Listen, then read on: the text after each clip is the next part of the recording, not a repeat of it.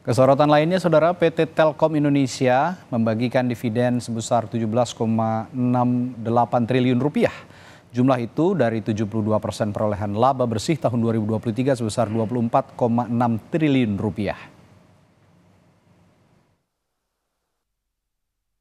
Telkom Indonesia mencatatkan nilai dividen Telkom tumbuh 6,5% dibandingkan tahun sebelumnya.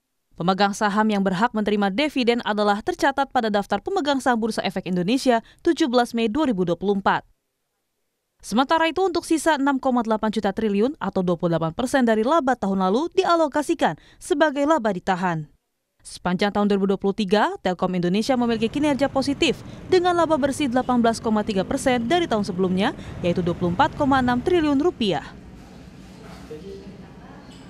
Nah itu kemudian juga ada beberapa sumber kebutuhan lainnya, data center, B2B service. Memang sekarang mungkin data center skalanya lebih kecil, tapi kita harapkan dia juga akan menyumbang kontribusi cukup besar. Di samping B2B juga akan terus kita perkuat. Kita harapkan itu juga akan cukup besar secara absolutnya, mungkin masih relatif kecil untuk skala Telkom ya. Dan nggak hanya sampai dengan tahun ini, tapi juga kita harapkan ada beberapa sumber kebutuhan baru yang nantinya akan kita miliki. Pada tahun sebelumnya, Telkom membayarkan dividen tunai tahun 2022 yakni 16,6 triliun atau 167,50 per saham. Jumlah dividen yang dibagikan setara 80% laba bersih Telkom, artinya pembagian dividen turun dibandingkan periode 2022.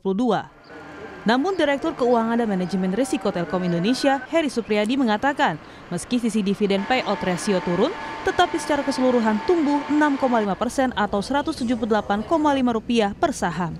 Rupiah per sahamnya itu meningkat tahun lalu walaupun 80% itu sekitar Rp167. Sekarang per sahamnya walaupun 72% itu nilainya per sahamnya sekitar Rp178 atau tumbuh sekitar 6,5%. Jadi sebenarnya per sahamnya tumbuh dan absolut amount dividen yang kita bayar pun sebenarnya tumbuh gitu ya. Telkom Indonesia mencatat kinerja keuangan positif sepanjang 2023.